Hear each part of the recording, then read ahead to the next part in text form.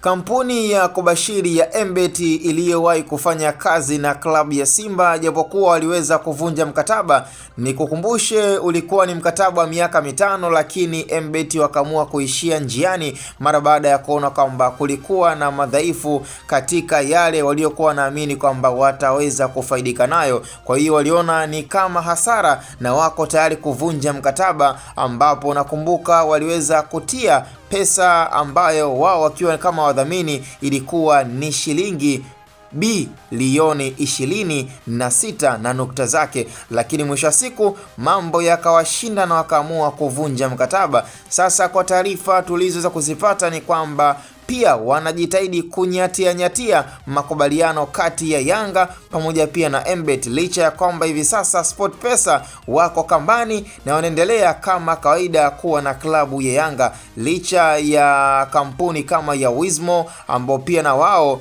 waliweza kufanya mazungumzo na klabu ya Yanga, lakini walishindwa kufikia pesa ambayo kampuni ya SportPesa walikuwa wameshaiweka. Kwa hiyo hivi sasa kampuni ya MBet, japokuwa kuna baadhi ya watu wanauliza kwamba je, kampuni kama MBet ambayo ilishawahi kufanya kazi na klabu ya Simba, yani ligi ya NBC, lakini pia na uongozi wa TFF unaruhusu kampuni hiyo iweze kuwekeza kwenye klabu nyingine? Pia ni swala ambalo hivi sasa pia tunalifanyia kazi kuweza kupata majibu rasmi kwamba je, MBet atakuwa na uwezekano wa kuja kwenye klabu ya Yanga endapo SportPesa akamaliza mwaka wake, lakini pia MBet yani inaruhusiwa kuja kuwa mdhamini mkuu kwenye klabu ya Yanga. Ni swala ambalo pia hivi sasa lipo kwenye protocol kuweza kupata majibu rasmi kwamba je, inawezekana ama itashindikana. Lakini kwa taarifa tulizopata ni kwamba MBet yuko kwenye mazungumzo na rais wa klabu ya Yanga, Rais Engineer Hersi. Sasa tunashindwa kujua je, ana mazungumzo gani na lengo ni nini la kufanya mazungumzo na rais.